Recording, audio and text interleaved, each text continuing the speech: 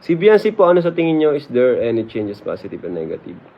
Kay Biancy naman, kagaya kay Carla, she is also improving, improving at sobrang hindi talaga nagbabago.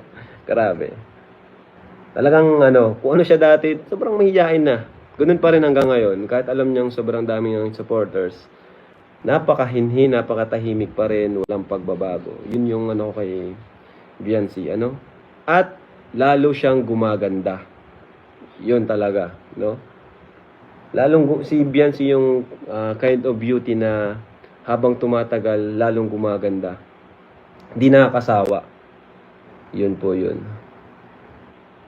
Pero kahit alam niyang, di ko alam kung alam niya, pero kahit alam natin na ang ganda niya, sarili niya, ano pa rin siya, yung mahiyain, ganun.